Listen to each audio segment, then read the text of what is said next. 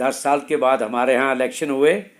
Election होने की बात तो सही थी, लेकिन दुर्भाग्यपूर्ण बात यह है कि पिछले दिनों जब असेंबली का एक सेशन चल रहा था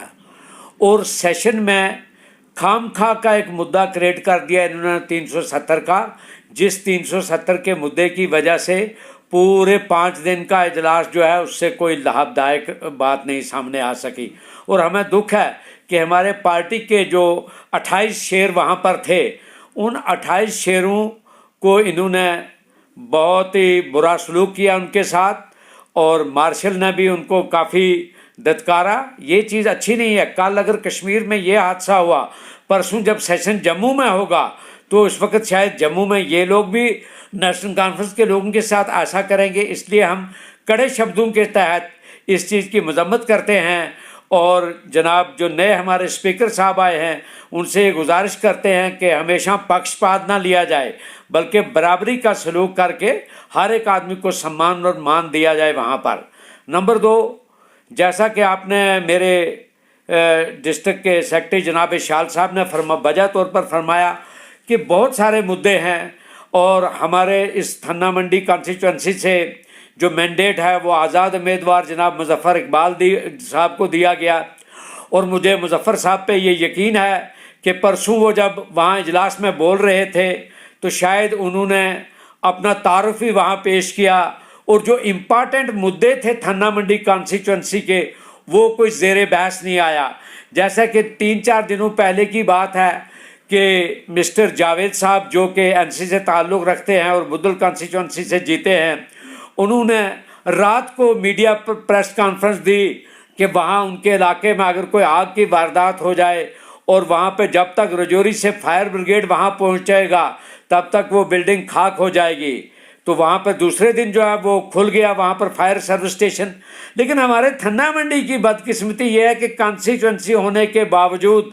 और इतना बड़े कड़े संघर्ष में से मुजफ्फर इकबाल जी चुनाव जीत के वहाँ पहुँचे, लेकिन इस बारे में उन्हें भी थोड़ा स्ट्रेस डालना चाहिए डिप्टी कमिश्नर साहब पर और जो हमारी जम्मू कश्मीर की सरकार है, ताकि यहाँ पर भी ये फायर सर्विस आ सके। और पिछले चंद सालों में यहाँ पर 3-4 वाक़े ऐसे हुए जिसमें मकान जल गए। हालांकि मकान वालों को सरकार ने थोड़ी बहुत रिलीफ दी, लेकिन अगर यहाँ पे भी फायर सर्विस का अरेंजमेंट होता तो ये इतना बड़ा नुकसान नहीं हो सकता। नंबर 2, जो हमारे डेली वेजर साहिबान का मुद्दा था, शाह साहब ने फरमाया कि सरकार उस तरफ पूरी नज़रसानी कर रही है। हम वेलकम करते हैं गवर्नमेंट के इस डिसीजन का और मुबारकबाद देते हैं उमर साहब को कि बहुत अच्छा डिसीजन लिया गया।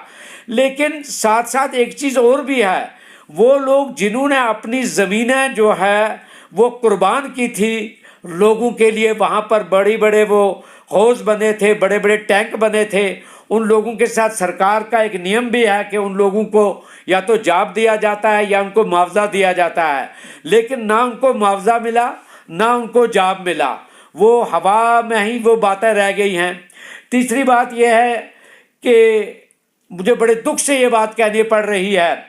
कि 1-2 सालों से थन्ना मंडी रोड का मसला जो है वो हवा में लटका हुआ है। या तो ऑफिसर्स के अंदर दम नहीं है कि वो अपनी बात को रख सकें, या कंपनी के लोग इतने फ्रॉडबाज हो गए हैं कि वो उनको ये साधारण भाषा समझ नहीं आती है। हालांकि पिछले इलेक्शन की बात है कि मान्यवर हमारे देश के गृह मंत्री साहब तकरीबन एयरपोर्ट से शादरा रोड तक बाई रोड सफ़र किया, उन्होंने 19 रोड की खस्ता हालत भी देखी, लेकिन फिर भी न जाने एलजी साहब की नींद क्यों नहीं खुलती है और ना ही वो इन अफसरों को जगाता है। हालांकि इसको बड़ी खुशी की बात है